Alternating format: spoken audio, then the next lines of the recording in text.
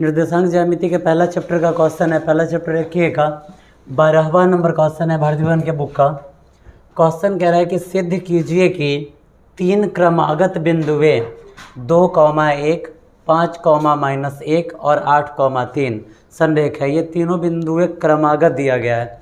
क्रमागत का मतलब होता है एक क्रम से, जैसे 2, 3, 4, 5 ये सारी संख्या क्या हो जाती है, क्रमागत हो जाती है। इसी तरीक़ा से ये जो बिंदु दे रहा है क्रमागत बिंदु है। जब क्रमागत बिंदु है तो क्वेश्चन कह रहा है कि बताइए संरेख होगा। संरेख होने का मतलब क्या होता है कि जितनी ये बिंदुएं हैं सारी बिंदुएं कहाँ हैं, एक रेखा पर है। कहाँ है, एक रेखा पर है। ठीक है, चलिए देखिए क्वेश्चन कैसे बनेगा। चलिए देखिए क्वेश्चन कह रहा है कि ये तीनों बिंदुएं कैसा होना चाहिए, संरेख होना चाहिए। कहने का मतलब है कि जैसे ये तीनों बिंदु दिया गया है ना, अगर 3 गो बिंदु हम यहाँ पर ले लेते हैं, क्या क्या, P, Q, R। ठीक है, P का कोऑर्डिनेट हम मान लेते हैं कि दिया हुआ है 2,1, Q का कोऑर्डिनेट मान लेते हैं कि दिया हुआ है 5,-1 और R का कोऑर्डिनेट मान लेते हैं कि 8,-3। ठीक है, तो आपको बताना है कि ये तीनों बिंदुएं हैं एक ही बिंदु पर अवस्थित है। ठीक है, क्या है, संरेख है।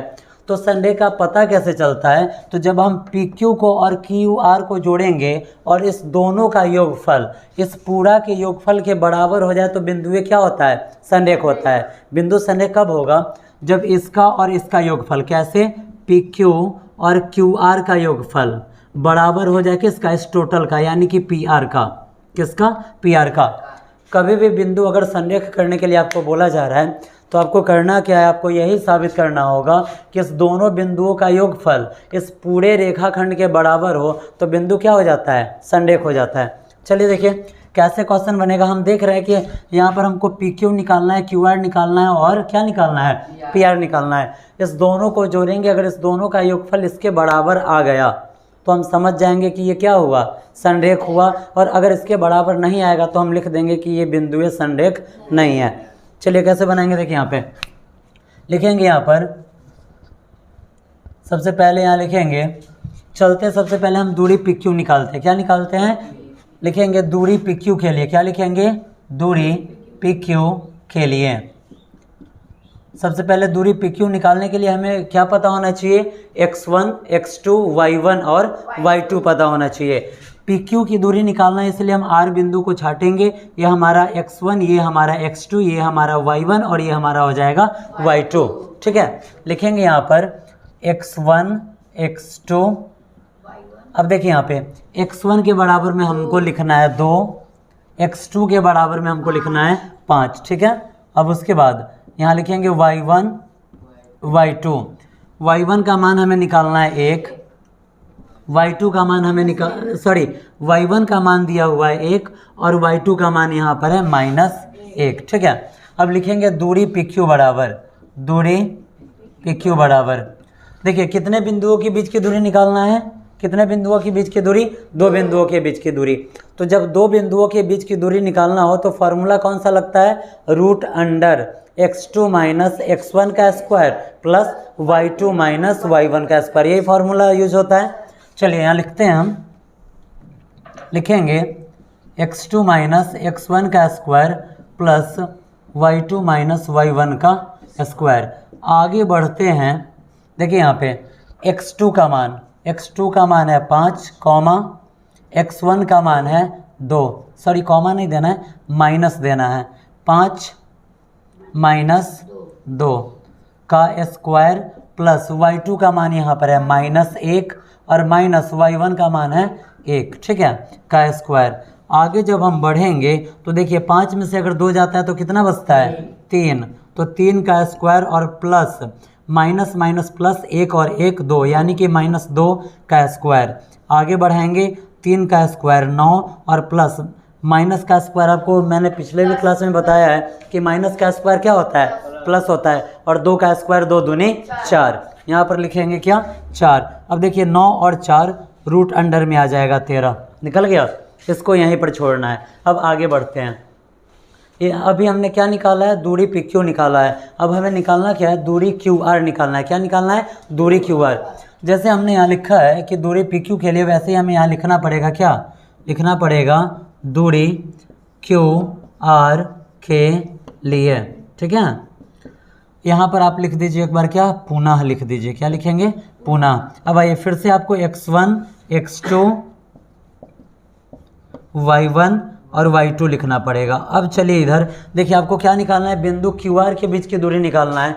जब बिंदु QR के बीच की दूरी निकालना हो तो P को छाड़ देना है, क्योंकि हमें सिर्फ Q और R के पास ही जाना है। अब यहाँ पर आइए, अब देखिए, अब आपका x1 5 हो जाएगा और x2 आपका 8 हो जाएगा। फिर आपका y1 -1 और y2 -3 हो जाएगा। कैसे, चलिए यहाँ पर लिखते हैं। देखिए x1 का मान 5 और x2 का 8 है, x1 का 5 और x2 का 8 है। उसके बाद y1 का मान -1 और y2 का मान -3, -1 और -3 यहाँ लिख दिए। अब फिर लिखेंगे क्या, दूरी क्यू आर बराबर, यही वाला फार्मूला जो आप पढ़ते आ रहे, दो बिंदुओं के बीच की दूरी, कौन सा, x2 - x1 का स्क्वायर और प्लस y2 - y1 का स्क्वायर।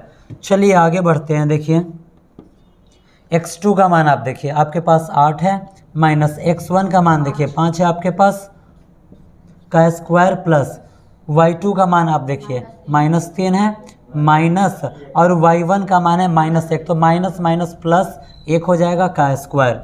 जब हम आगे बढ़ेंगे तो 8 में से अगर 5 जाता है तो कितना बचता है, 3 का स्क्वायर और प्लस -3 में अगर हम 1 जोड़ते हैं तो -2 का स्क्वायर। जब हम आगे बढ़ेंगे तो 3 का स्क्वायर 9 और प्लस माइनस का स्क्वायर आपको पता है, जस्ट अभी मैंने बताया, माइनस का स्क्वायर प्लस होता है और 2 का स्क्वायर 2 दूनी 4। अब देखिए √9 और 9 और 4 13, यानी कि √, यहाँ पर आ गया 13। अब चलिए आप PQ निकाल चुके हैं, QR निकाल चुके हैं, अब आपको क्या निकालना है, PR आपको निकालना है। यहाँ लिखते हैं अब दूरी किसके लिए, PR के लिए, दूरी PR के लिए। ठीक है, जब हम आगे बढ़ेंगे तो यहाँ पर अब लिखेंगे दूरी PR के लिए, फिर हमें क्या चाहिए, x1 और x2 चाहिए, y1 और y2 चाहिए। दूरी PR के लिए हमें x1 और x2 चाहिए और उसके बाद y1 और y2 चाहिए। चलिए अब देखिए, हमें PR के पास जाना है तो P और R वाले बिंदु पर हम विचार करेंगे। हमारा x1 2 और x2 8 आ जाएगा, x1 2 और x2 हमारा क्या आ जाएगा, 8 आ जाएगा। और उसके बाद y1 हमारा 1 आ जाएगा और y2 हमारे पास -3 रहेगा। अब फिर लिखेंगे क्या, दूरी PR बराबर, ठीक है, हमें करना क्या है, उसी फार्मूला का फिर से यूज करना है, किसका, दो बिंदुओं के बीच की दूरी वाली फार्मूला का। कौन सा है फार्मूला, तो √x2 - x1 का स्क्वायर और प्लस y2 - y1 का स्क्वायर। ठीक है, जब हम आगे बढ़ेंगे तो x2 का मान देखिए हमारे पास है 8 और माइनस x1 का मान हमारे पास है 2 का स्क्वायर, प्लस y2 का मान हमारे पास है 1 है, सॉरी y2 का मान हमारे पास -3 है और माइनस y1 का मान हमारे पास 1 है का स्क्वायर। आगे चलते हैं। ठीक है, यहाँ पर सीधा 1 है, y1 का मान 1 है, लेकिन y1 से पहले क्या लगाना है, माइनस लगाना है ना। चलिए आगे बढ़ते हैं। अगर 8 में से 2 जाता है बचेगा 6 का स्क्वायर और प्लस -3 और -1 -4 का स्क्वायर। अब यहाँ देखिए 6 का स्क्वायर 6 36 और प्लस 4 का स्क्वायर 4 चौका 16। अब देखिए 6 और 6 कितना हो जाएगा, 12, 3 1 4 और 1 हासिल वाला 5, क्या आ गया, √52 आ गया। अब चलिए इसका आप क्या कीजिए, वर्गमूल निकाल लीजिए। याद कीजिए आपको पहले भी वर्गमूल निकालना बताए हुए हैं हम, ठीक है, कैसे निकालना होता है। तो वर्गमूल का मतलब होता है, अगर इस टाइप का क्वेश्चन है तो हम क्या करेंगे, इसका सबसे पहले हम अभाज्य गुणनखंड निकाल देंगे। क्या निकालेंगे, अभाज्य गुणनखंड निकालेंगे। कैसे, तो 52 को आप यहाँ लिखिए, इसमें पहले 2 से एलसीएम लगाइए तो क्या आएगा यहाँ पे 26, फिर 2 से लगाइए तो 13। अब ये कटने वाला नहीं है, यानी कि आप √52 को लिख सकते हैं 2 × 2 × 13। ठीक है, कैसे, 13 दूना 26 दूना 52। आगे बढ़ेंगे तो इसको फिर से हम लिख सकते हैं 2 × 2 यानी कि 2 का स्क्वायर और गुणे 13।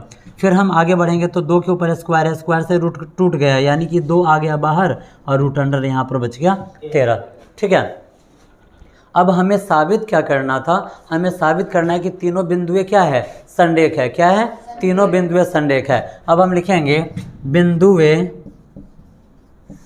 संरेख तब होंगे जब, ये वाला शर्त आपको लिख देना है, क्या होना चाहिए, P Q plus Q are बराबर क्या हो, पी आर हो, क्यू आर बराबर क्या हो जाए, पी आर हो जाए। अब आगे बढ़िए, देखिए आप यहाँ पे पी क्यू का मान आपको क्या मिला हुआ है, देखिए पी क्यू का मान मिला हुआ है root under 13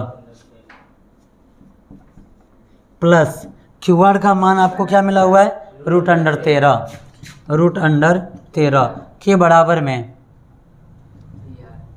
P R, P R का मान आपको क्या मिला हुआ है, 2 रूट अंडर 13। अब जरा आप बताइए एकदम सिंपल तरीका में, एगो रूट अंडर 13 आ एगो और रूट अंडर 13, क्या गो रूट अंडर 13, 2 गो रूट अंडर 13 हो जाएगा, 2 गो रूट अंडर 13 के बराबर में 2 गो रूट अंडर 13। बताइए दोनों बराबर है या अलग अलग है, बराबर है दोनों। अब हम लिख सकते क्या, अतः बिंदुएं क्या है, बिंदुएं संरेख है, संरेख है। ठीक है, लिख देंगे यहाँ पर, क्या लिखेंगे, साबित हुआ। समझ में आया सबको, कुछ कंफ्यूजन नहीं, बन जाएगा आगे का क्वेश्चन। चलिए नोट कीजिए इसको। देखिए कोऑर्डिनेट ज्योमेट्री के पहला एक्सरसाइज का 13वां नंबर क्वेश्चन है। क्वेश्चन कह रहा है कि सिद्ध कीजिए कि उस त्रिभुज की परिमिति 12 इकाई है। त्रिभुज की परिमिति का क्या मतलब होता है, तो त्रिभुज के परिमिति का मतलब होता है कि त्रिभुज के तीनों भुजाओं का योगफल। क्या होता है, त्रिभुज के तीनों भुजाओं का योगफल। इससे साबित होता है कि हमें सबसे पहले त्रिभुज की तीनों भुजाओं की लंबाई निकालनी पड़ेगी, फिर उसको हम जोड़ेंगे तो वही त्रिभुज की परिमिति होगी। ठीक है, कह रहा है कि सिद्ध कीजिए कि उस त्रिभुज की परिमिति 12 इकाई है जिसके शीर्षों के निर्देशांक 3,4, फिर दूसरा निर्देशांक 0,4 और फिर तीसरा निर्देशांक 3,0 है। साथ ही यह भी सिद्ध कीजिए कि त्रिभुज की कोई 2 भुजाएं मिलकर तीसरी भुजा से बड़ी होती है। सबसे पहले क्वेश्चन समझिए, डिमांड क्या है। क्वेश्चन कह रहा है कि आपको साबित करना है कि त्रिभुज की परिमिति कितना है, 12 इकाई है। कब, जब उसके शीर्षों का नियामक, इसका जो हमें पता है कि त्रिभुज में 3 भुजाएं और 3 शीर्ष होता है। ठीक है, तीनों शीर्ष का नियामक क्या है, तो तीनों शीर्षों का नियामक यहाँ पर हम देख रहे हैं दिया हुआ है। और फिर आपको ये भी साबित करना है, ये भी साबित करना है कि जब हम उसके 2 गो भुजा को जोड़ते हैं ना, तो उसका योगफल तीसरका भुजा से हमेशा क्या होना चाहिए, बड़ा होना चाहिए। ठीक है, चलिए देखिए क्वेश्चन कैसे बनेगा। परसों जब क्लास में छुट्टी हुआ था तो ऐसे ही हम बोले कि संडे को छुट्टी है, तो वो 9th क्लास की लड़की है, वो कह रही सर संडे को छुट्टी है, मंडे को भी छुट्टी है क्या। हम बोले कि मंडे को किस चीज़ का छुट्टी है, तो कह रही है सोमवारी का। हम बोले कि अगर तुम्हारा बस चले ना तो तुम एकदम सोमवारी को सरकारी छुट्टी घोषित कर दो। चलिए देखिए कैसे क्वेश्चन बनेगा। यहाँ पर सबसे पहले कह रहा है कि त्रिभुज की परिमिति, हमें पता है कि त्रिभुज की परिमिति किसे कहा जाता है, तो जब तीनों भुजाओं को जोड़ा जाता है तो वही क्या हो जाता है, त्रिभुज की परिमिति हो जाती है। हम यहाँ पर त्रिभुज बनाते हैं। ठीक है, ये हमारा त्रिभुज हो गया जिसका नाम ABC। ठीक है, अब चलिए यहाँ देखिए, यहाँ पर 3 को कोऑर्डिनेट दिए हुआ है, यानी कि वो इसका, दूसरा इसका और तीसरा इसका। पहलका क्या है, तो पहलका का कोऑर्डिनेट है 3,4, दूसरा का बिंदु का कोऑर्डिनेट है 0,4 और तीसरा का बिंदु का कोऑर्डिनेट हो जाएगा 3,0। हो गया। आपको सिद्ध करना है कि इसकी परिमिति 12 इकाई है। कब सिद्ध होगा, जब सभी दूरियां निकल जाएगी इसकी।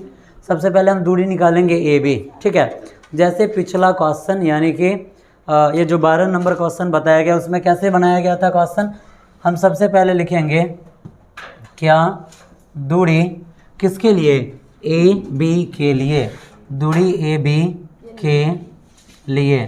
ठीक है, जब दूरी निकालना हो तो यहाँ लिखना होता है x1 और x2।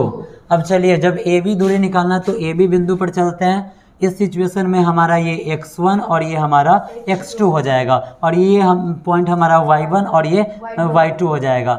x1 का मान 3 है और x2 का मान है 0।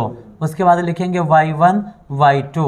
देखिए y1 भी हमारे पास आ जाएगा 4 और y2 भी आ जाएगा यहाँ पर 4, 4 और 4। अब लिखेंगे दूरी AB बराबर, दूरी AB बराबर, फॉर्मूला इसका क्या होता है, वही घिसा पिटा फॉर्मूला, कौन सा, x2 माइनस x1 का square plus y2 minus y1 का स्क्वायर।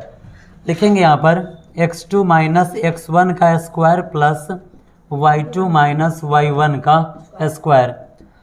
आगे बढ़ाते हैं, x2 का मान देखिए 0 माइनस x1 का मान है 3 का स्क्वायर प्लस y2 का मान 4 और माइनस y1 का मान भी है 4, इसका स्क्वायर।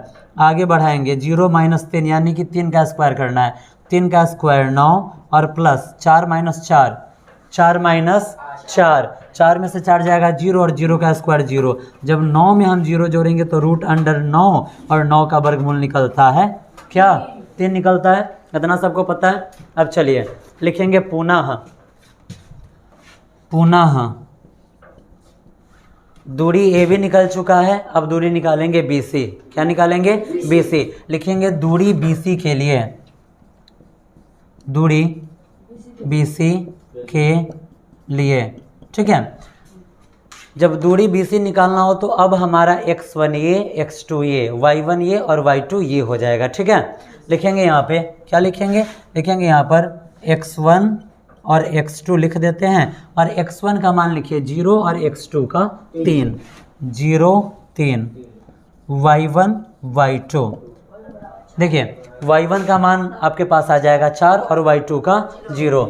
यहाँ लिखेंगे 4 और यहाँ लिखेंगे 0। फिर वही चीज़ क्या लिखेंगे, दूरी AB बराबर, फॉर्मूला क्या है, वही x2 माइनस x1 का square plus y2 minus y1 का स्क्वायर। आगे बढ़ाएंगे, x2 का मान देखिए, x2 का मान आपके पास क्या है, 3 है। लिखेंगे 3 माइनस x1 का मान आपके पास है 0 का स्क्वायर प्लस y2 का मान आपके पास है 0 माइनस y1 का मान है 0 माइनस y1 का मान है 4 का स्क्वायर। आगे बढ़ेंगे, जब 3 में से 0 जाएगा 3 और 3 का स्क्वायर 3 तिहाई 9 प्लस यहाँ पर 0 में से 4 को घटाना है तो 4 का स्क्वायर करेंगे, 4 का स्क्वायर 4 चौका 16। अब देखिए यहाँ पे 16 और 9 कितना हो जाता है, 16 9 25 और 25 का वर्गमूल क्या निकलता है बताइए तो, 25 का वर्गमूल क्या निकलता है, 5 निकलता है। लिख देंगे यहाँ पे 5। अब चलिए देखिए दूरी AB निकल चुका है, दूरी BC निकल चुका है। अब निकालना क्या है, दूरी AC, यही निकालना है ना। अब लिखेंगे यहाँ पे क्या, दूरी AC के लिए लिखेंगे x1 और x2। x1 का मान यहाँ पर हम ले लेते हैं 3 और x2 का भी मान हम ले लेते हैं 3। लिखेंगे यहाँ पर 3 और यहाँ पर 3, y1 और y2। तो फिर देखिए अब y1 का मान आ जाएगा 4 और y2 का आ जाएगा 0, 4 0, ठीक है। अब लिखेंगे दूरी, क्या लिखना है, AC बराबर, फार्मूला वही वाला, कौन सा, x2 माइनस x1 का square plus y2 minus y1 का स्क्वायर। आगे बढ़ेंगे, जब हम आगे बढ़ते हैं तो x2 का मान हमारे पास है 3 और x1 का भी मान हमारे पास है 3 का स्क्वायर प्लस y2 का मान हमारे पास है 0 और माइनस y1 का स्क्वायर है 4 का स्क्वायर। आगे बढ़ते हैं, 3 में से 3 गया 0, 0 का स्क्वायर 0 प्लस यहाँ पर माइनस 4, यहाँ पर हम करना क्या है, हमको 4 का स्क्वायर निकाल लेना है, 4 चौका 16, 16 में 0 जोड़ेंगे तो 16 और 16 का वर्गमूल 4। हमें करना क्या है, हमें यहाँ पर त्रिभुज की परिमिति निकालना है। अब लिखेंगे त्रिभुज ABC की परिमिति, परिमिति बराबर, त्रिभुज की परिमिति क्या होता है, तो तीनों भुजाओं का योगफल, यानी कि AB plus BC plus AC। लिखेंगे A B plus B C plus A C. ठीक है, अब देखिए ए बी का मान क्या निकला हुआ है, देखिए ए बी का मान निकला हुआ है 3। बी सी का मान देखिए, बी सी का मान क्या निकला हुआ है, बी सी का मान यहाँ पर, अरे सॉरी दूरी बी सी निकालना है ना हो, तो यहाँ पर बी सी लिखेंगे ना। ठीक है, देखिए यहाँ पे दूरी बी सी बराबर क्या निकला हुआ है 5। और उसके बाद देखिए अब दूरी ए सी का मान क्या निकला हुआ है 4। इसको जोड़िए, 3 और 5 8 और 4 12। आपको इसकी परिमिति चाहिए कितनी थी 12, निकला कितना 12। लिख सकते हैं, मतलब साबित हुआ, क्या लिखेंगे, साबित हुआ कि त्रिभुज ए बी सी की परिमिति क्या है 12 इकाइयाँ है। अब इसके नीचे फिर क्या करना है, आपको ये बताना है कि किसी दो भुजाओं को जोड़ेंगे तो उसका योगफल हमेशा क्या होता है, तीसरी भुजा से बड़ी होती है। ठीक है, अब यहाँ देखिए फिर आगे बढ़ेंगे, आपके पास तीनों भुजाएं कौन कौन सी है न, एक का मान है 3, दूसरे का 5 और तीसरे का 4। अब देखिए यहाँ पे, अब आप यहाँ देखिए रफ में आपको हम यहाँ दिखा देते हैं, जब हम 3 और 5 को जोड़ते हैं तो क्या आता है, 3 और 5 को जोड़ते हैं तो आता है 8, तीसरी भुजा 4 है, 4 से बड़ा 8 है। ठीक है, अब देखिए 5 और 4 को जोड़िए, 5 और 4 को जोड़िएगा तो 5 और 4 कितना आता है 9, 3 से बड़ा 9 है। और उसके बाद देखिए 3 और 4 को जोड़िए, 3 और 4 को, 3 और 4 को जोड़ते तो कितना आता है 7, और ये किससे बड़ा है 5 से। जब भी आप क्या कीजिएगा, किसी भी दो भुजाओं को आप जोड़ते हैं तो उसका योगफल क्या होता है, तीसरा से बड़ा हो जाता है। हम लिखेंगे त्रिभुज के किसी भी दो भुजाओं का योगफल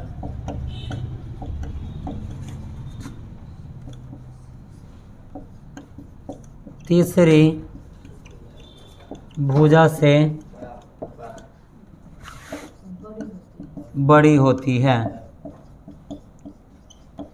ठीक है, साबित हुआ। ठीक है, समझने में किसी को कोई परेशानी आ गया, सबको समझ में? चलिए आगे जो क्वेश्चन होगा फिर करवाया जाएगा।